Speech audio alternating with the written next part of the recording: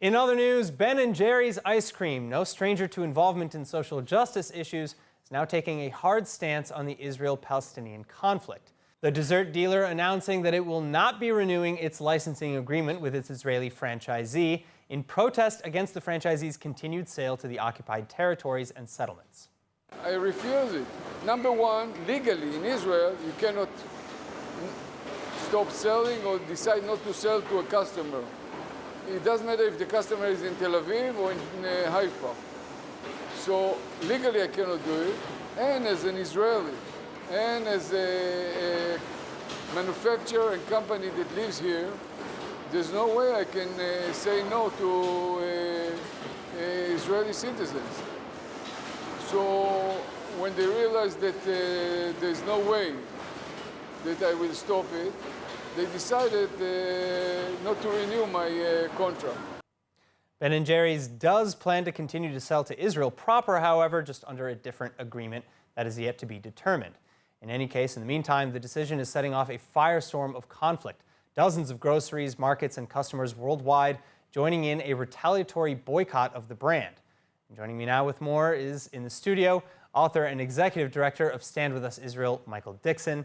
Then on Zoom, we also have economic consumer behavior expert and assistant professor Billy Abraham. Thank you both so much for joining us.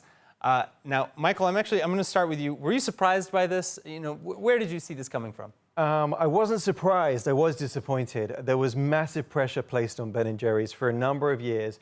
And unfortunately, what they've done is acquiesce to that pressure. And so within hours of the announcement being made, we saw 10,000 people join our Stand With Us campaign to write letters through our website to the CEO of Unilever, the parent company of Ben & Jerry's, and to Ben & Jerry's and to their top executives to tell them to rescind this discriminatory policy. What do you think your chances are? I think they're great because we saw this play out before. We saw massive pressure placed on Airbnb, and they, in the end, rescinded their policy. And part of that is because BDS destroys a company's reputation. BDS is an inherently anti-Semitic campaign. And of course, the idea that by withdrawing the sale to some Jewish communities of chubby hubby and fish food is somehow going to pursue the cause of Middle East peace is ridiculous. But at the same time, what it is discriminatory. So of course, the Israeli licensee couldn't practice that discrimination, as you heard him say. And of course, for them to ask so was completely wrong-headed.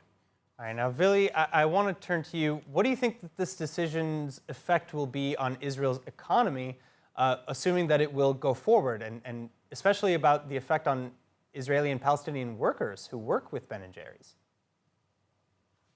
Well, if you look at Ben & Jerry's Israel, which is located in the south of the country, it employs mostly, if not all, Israelis, according to data that I was able to find, about 160.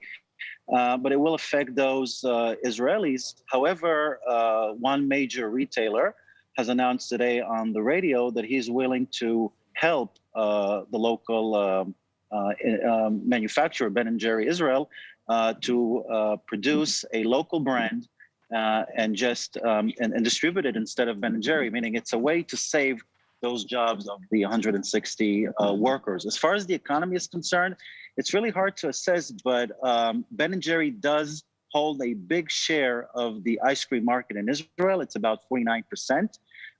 However, I think that there are many alternatives to Ben & Jerry should this decision come into effect. All right, so Michael, I want to come back to you now. Boycott Ben & Jerry's. It's trending on Twitter. It's all over the place, and as you mentioned, there's been a fierce response. However, it's interesting because this boycott is now coming actually from both sides. You have pro-Israelis boycotting over the decision to kill the license, and then you have the pro-BDSers who are boycotting the brand because of Unilever's promise to continue selling to Israel, but under a different agreement. Is Ben & Jerry's basically screwed? Well, by this, damned if they do, damned if they don't? They are, because by this virtual signaling act, they've acquiesced to a campaign that is relentless. And but now it seems that they've backed themselves into a corner, because if they reverse course... Well, they potentially have. They've done themselves some reputational damage. And also, they've opened themselves up legally and financially. In over 35 states in America, they've passed anti-BDS legislation. And I would say in nearly all of those states, they have pension funds that are invested in Unilever. Now that's going to open them up because the states may decide, and I hope will decide, they actually don't want to invest in a company that practices discrimination. So this is going to cause them significant problem. Now, what you've said is instructive because what it shows you is BDS's true aim. They're not satisfied with any kind of gesture from Ben & Jerry's. They want the whole thing, the whole carton of ice cream. They want the destruction of the state of Israel. And Omar Barghouti, who's the head of the BDS campaign, who I've debated, has said that openly in his own words. So by giving them an inch, they just want a mile. And what they want is the destruction of the world's only Jewish country, and that's unacceptable. All right, now we're going to come back to the topic of a potential lawsuit, but Vili, I want to turn back to you because something that's very interesting is that Unilever reportedly went over Ben & Jerry's head by adding that little statement about continuing to sell in the territory or in Israel, whereas Ben & Jerry's board apparently wanted to just cut it and not sell in Israel at all. Are we going to see some internal strife between Unilever and Ben & Jerry's that could even hurt Ben & Jerry's much further than any sort of boycott? Well, that's a possibility. I think that overall Unilever can pressure Ben & Jerry to change, overturn its decision not to sell in Israel or Israeli, what they call occupied territories. But I think if you look at Ben & Jerry, I don't think it's going to be affected a lot as far as sales are concerned. But as we just heard, I think that as far as the image is concerned, it could be really, really detrimental because, as you said, there are boycotts or potential boycotts from both sides of the conflict. Well, and there are also, dozens of different markets and grocery stores all over the world that we've been seeing posting about how they're going to stop holding Ben & Jerry's on their shelves. You don't think that that's really going to dip into their pockets, or? No, on a global scale, definitely, because if you just look at the sales in the U.S., Ben & Jerry's is the leading ice cream brand. Sales in 2020 amounted to almost $900 million. And on a global scale, it's billions of dollars. So definitely a big potential damage. But in Israel, the market is relatively small.